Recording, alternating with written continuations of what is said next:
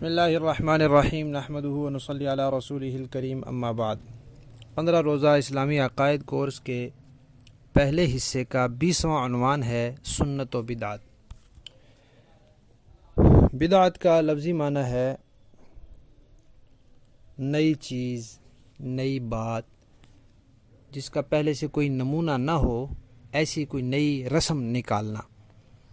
شریعت میں کہتے ہیں ہر وہ نئی چیز، چاہے وہ نیا کام ہو، چاہے نیا عقیدہ ہو، عمل ہو، ہر وہ نئی چیز جس کی اصل، جس کا نمونہ اور جس کی بنیاد خیر القرون میں نہ ہو۔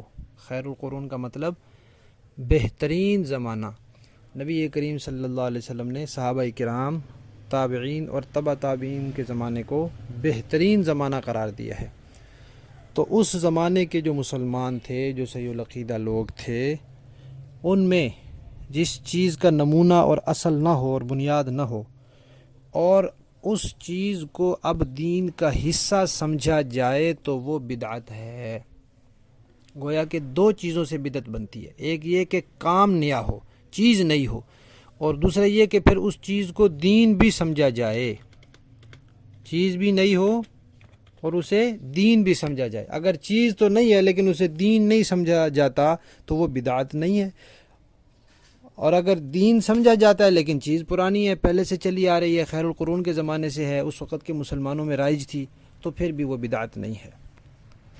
ہاں، کوئی ایسی نئی چیز جس کا سبب پہلے تھا لیکن وہ چیز پہلے نہیں تھی، مثلاً جنازے پہلے بھی تھے، خیر القرون کے زمانے کے لوگ بھی جنازہ پڑھتے تھے، تو جنازہ موجود تھا لیکن جنازے کے بعد وہ لوگ دعا نہیں کرتے تھے۔ سبب تو موجود تھا، سبب ہے اس کا جنازہ، ایک مسلمان ہے، فوت ہو گیا، اس کا جنازہ پڑھا ہے، تو سبب موجود تھا لیکن چیز نہیں تھی۔ اب اگر کوئی جنازے کے ساتھ دعا پڑھے گا تو یہ بدعت ہوگا، یہ عمل بدعت ہوگا، اس لیے کہ اس چیز کا نمونہ خیر القرون میں نہیں ہے اور اس چیز کا سبب خیر القرون میں موجود ہے۔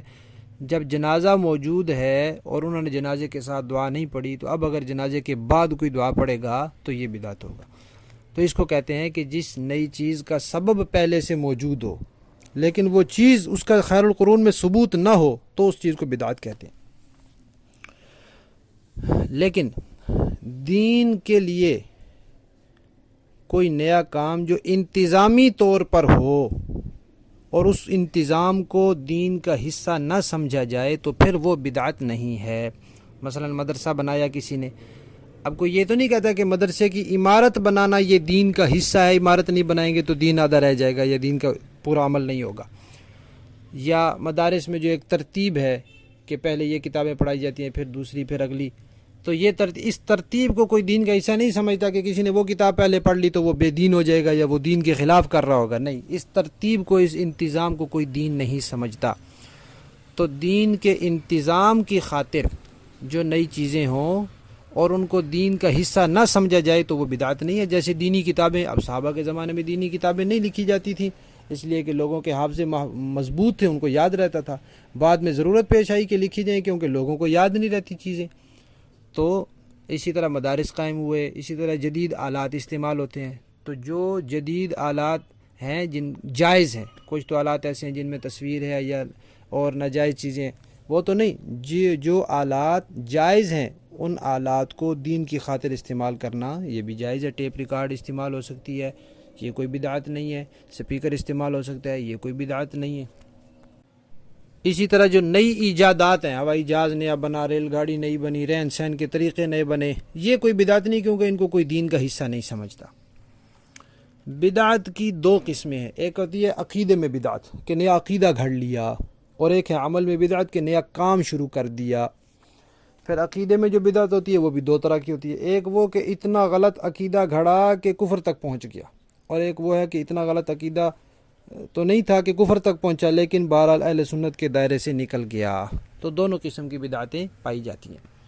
اور کفر اور شرک کے بعد سب سے بڑا گناہ بدعت ہے۔ حدیث شریف میں ہے کہ بدعتی کو توبہ کی توفیق نہیں ملتی، اس لیے کہ وہ اس کو نیکی سمجھ کے کرتا ہے، ثواب کا کام سمجھ کے کرتا ہے۔ جب وہ اس کو نیکی سمجھ کے کر رہا ہے، ثواب سمجھ کے کر رہا ہے، تو وہ اس سے توبہ کیوں کرے گا؟ ہم نماز پڑھتے ہیں، ہم نے نماز سے کبھی توبہ نہیں کی، اس لیے کہ ہم نماز کو نیکی سمجھتے ہیں، تو وہ بدعت کو نیکی سمجھتا ہے، اس لیے وہ اس سے توبہ نہیں کرتا، اس کو توبہ کی توفیق نہیں ہوتی۔ ہاں، اس کا عقیدہ ٹھیک ہو جائے، وہ اس کو بدعت سمجھے، تو پھر اس کو توبہ کی توفیق ہوتی ہے، لیکن جب تک وہ اس کو بدعت سمجھتا ہے تب تک اس کو توبہ کی توفیق نہیں ہوتی۔ بدعتی کے بارے میں علماء نے لکھا ہے کہ اگر اس کی بدعت کفر تک پہنچی ہوئی ہے تو اس کے پیچھے اگر کوئی نماز پڑھے گا تو نماز ہوگی ہی نہیں، اور اگر بدعت کفر تک نہیں پہنچی ہوئی تو پھر بھی اس کے پیچھے نماز مکروہ ہوگی۔